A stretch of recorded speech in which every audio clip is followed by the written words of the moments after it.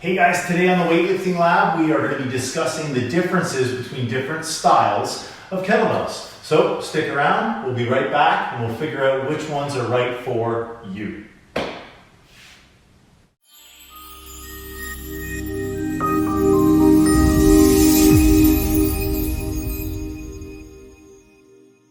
Okay guys, so we get lots of questions about this, but we're getting more questions now that we actually have our Weightlifting Lab kettlebells that are in and for sale. So if you want some kettlebells or you're in the market for some pro grade bells, hit us up, send us a message, and we'll be happy to send you any information on questions that you have, okay? So right into it now, there's really two different styles of bells. This one here, which is, as you can see, it's a smaller bell. It's got the blue rings around the sides, just like this one has the blue rings around the sides. So what that's telling you is that it's a 12 kilo bell. So one major difference is obviously you can see, even though these are both 12 kilo bells, one is a lot higher than the other one. Okay, so let's take deadlifting for example. If you're going to deadlift a kettlebell, you want your deadlift with a bell to be as close to your deadlift with a barbell as possible, right? So this bell is going to have you closer to the point that a barbell would sit off the floor with bumper plates on it, whereas this one would require you to go down even more. So that might be the difference between someone going from a nice straight back here with this bell to a rounded back, or the butt winking and tucking underneath here with this bell.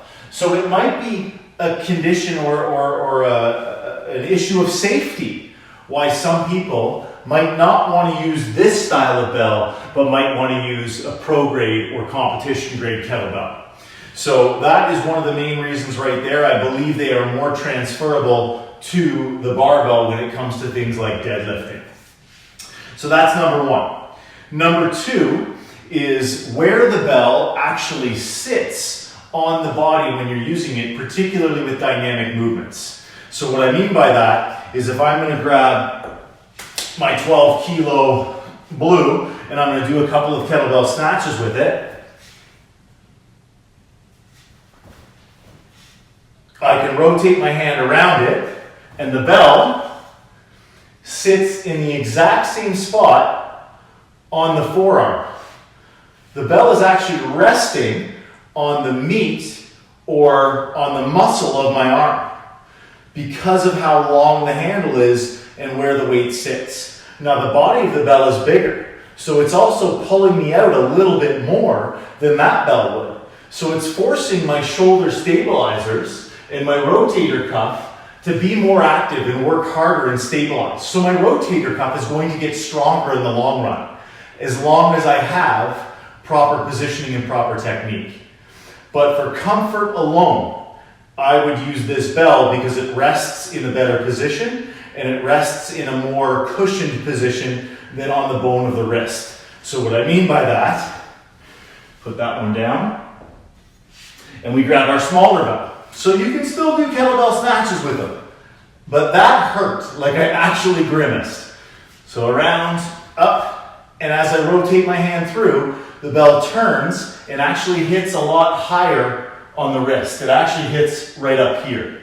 So it's hitting the actual bone of my wrist, which hurts. So I'm going to end up with a bruise there. And then if I was to use a smaller bell, because this one was too heavy, it would actually be a tiny bit smaller, so it would hit up higher on the bone. So I'd be now bruising a new area. So it would essentially, it could, depending on how strong you are, it could lead to bruising down the arm, right?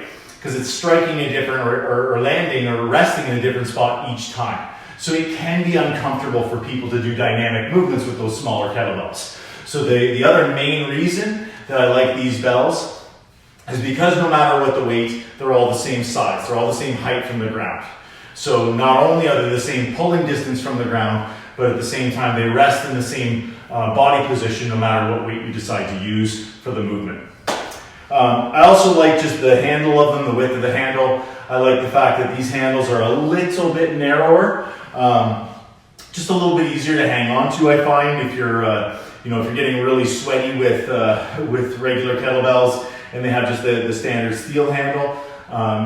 You can actually have a kettlebell come right out of your hand. It's not super uncommon, so I like these bells too because we have a little bit of a powder coat on them, so it just gives you a little bit of grip, right? So if your hands get hot and sweaty or tired and weak, then you can actually have that little bit of extra grip, the powder coating to rely on. So a lot of different reasons why you'd want to use competition bells. That's just a couple, guys.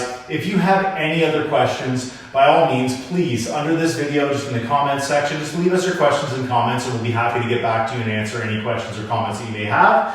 And hopefully that clarifies some things with you on and for you on kettlebells, and why I would say no matter who you decide to purchase them from, I would go with competition kettlebells. There's nothing wrong with these bells, and they are great for some applications. But I think competition kettlebells are much more transferable to comfort, to safety, and to sport. Not only kettlebell sport, but sport in general.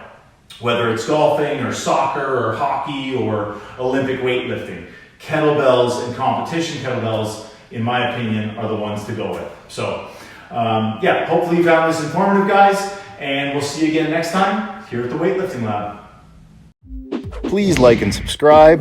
If you have any questions or you want to see a particular video made, please enter it in the comments section. I answer all comments.